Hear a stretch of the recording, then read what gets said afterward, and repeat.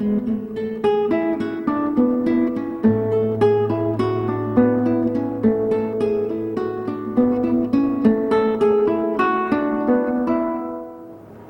je m'appelle Lise Lemieux, je suis artiste qui vit à Vancouver. Je travaille avec des robes depuis 20 ans, 25 ans.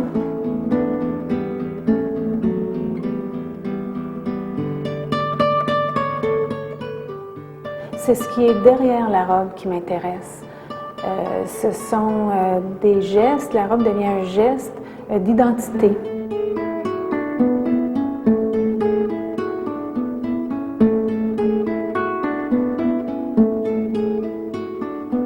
Lorsque j'étais jeune et j'étais dans le grenier de mes grands-parents, justement, je portais les vieilles robes de ma mère et de ses sœurs et de ma grand-mère même. C'était comme une deuxième peau et j'arrivais à faire semblant que j'étais un autre. Je les sentais et c'était ce genre de façon de retourner dans le passé et de devenir une autre personne.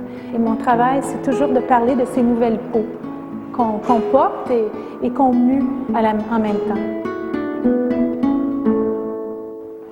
Mignonnette avait 16 ans. Mignonnette était une naine.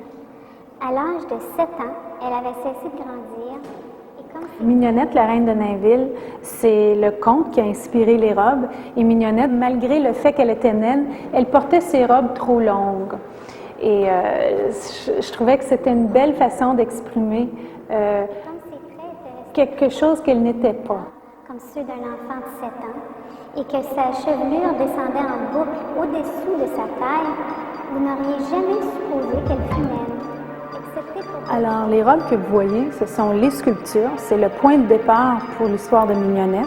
Ce sont des robes faites en latex et en gaz, suspendues sur des cintres communs et faites en métal, et ensuite suspendues sur un morceau une tige.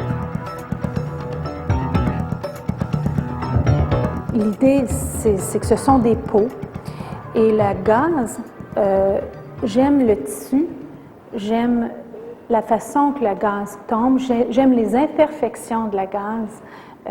J'aime beaucoup le fait qu'ils vont s'effriter un petit peu, je les laisse s'effriter et elles sont tout à fait presque transparentes. J'ai toujours travaillé avec la transparence et la translucidité m'excite beaucoup de pouvoir voir à travers quelque chose.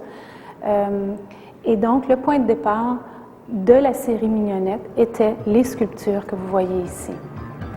Les robes, les sculptures sont faites de latex et sont temporaires. Et donc, les robes vont se décomposer avec le temps.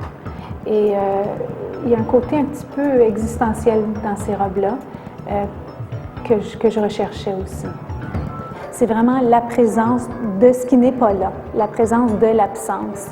Et dans ce cas ici, c'est l'absence du corps, peut-être même l'absence d'identité.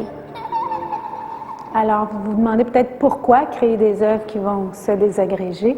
Parce que, justement, j'aime le processus. Le fait que ces robes-là vont vieillir, il me semble que c'est absolument la chose la plus naturelle qui existe.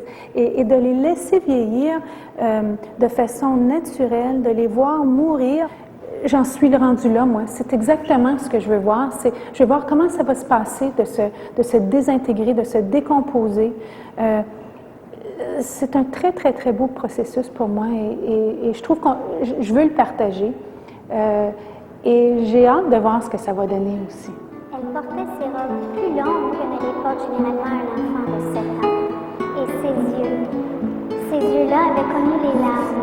Non pas les larmes de l'enfant. Des jouets, mais les larmes amères, les larmes du cœur, les larmes que les croix et les épreuves de la vie font couler. Pauvre petite Mignonnette.